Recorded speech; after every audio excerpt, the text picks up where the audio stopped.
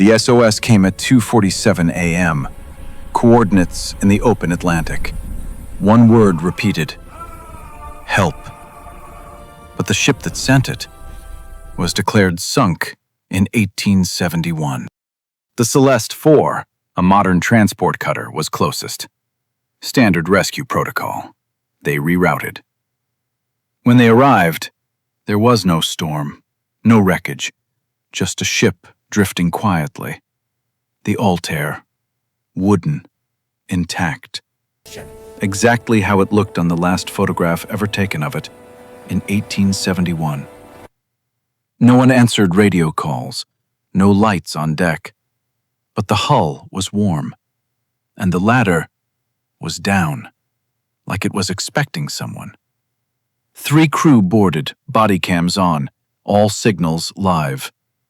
They found candles lit below deck, still burning. No wind, no sound, just the faint crackle of fire. In the galley, 7 plates, half-eaten meals, cutlery dropped mid-bite. One plate still had steam, and next to it, a chair, slowly rocking. The first man started coughing, then wheezing. He dropped the camera. By the time they picked it up, his lips were gone, not cut, melted. The second went quiet, frozen, stiff, still breathing. The third ran. He reached the rope ladder, but it was gone. Only the sea below, and something was singing beneath the waves. The Celeste 4 tried to break away. Main engines, online. Coordinates, locked. Throttle, full. But the ship didn't move. Not forward, not back, not even sideways. The ocean held them.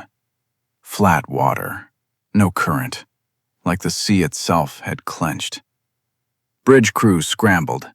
They shut down systems, rebooted. No effect. Then, every monitor came alive. Security feeds, radar, personal cams.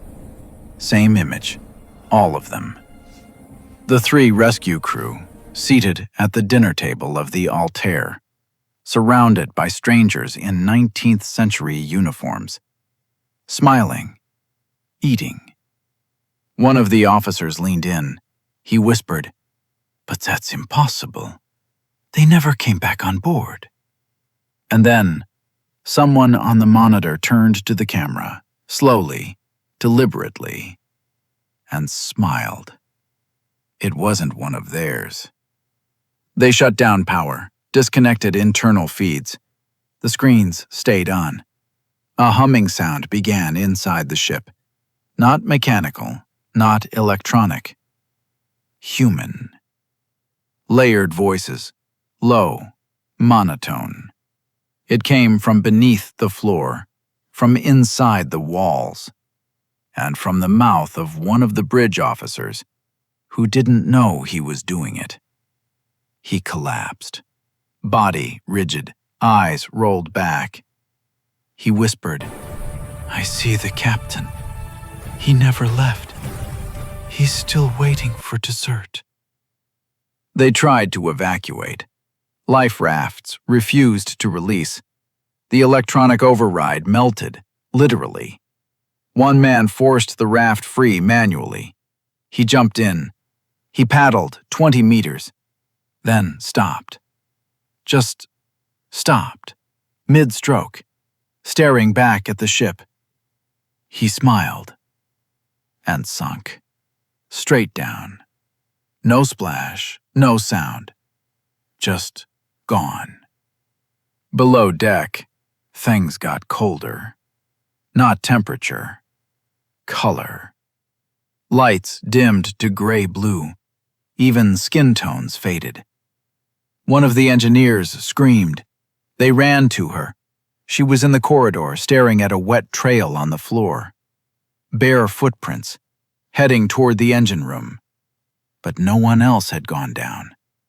They followed the prints, turned the corner, and saw their own medic, sitting in the dark, wearing a 19th century officer's jacket, feeding something with a spoon. But there was nothing in the chair across from him. Nothing visible. Only steam. He turned slowly. His mouth opened.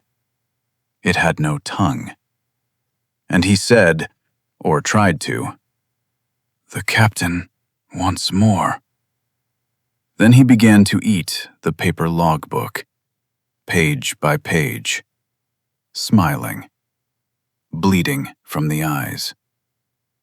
Up on the bridge, the original SOS repeated itself, but now it had new words added. "Help us, stay.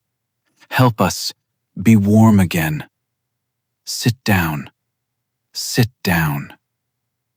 The crew sealed the lower decks, welded shut, cut power. But the table appeared again, in the galley, fully set, full crew, full meals, just like the Altair. Only this time, it was their own faces at the table. The recovery ship Iris 9 was launched 11 days later. Latest tech, full crew, armed, shielded. They were told it was routine. They were told they'd find nothing. They were told wrong. Day 1. No sign of Celeste 4. Coordinates lead to open water. Sky clear, water calm. Too calm. Sonar returns, flat. Radar, blank. But the compass, spinning. Day 2.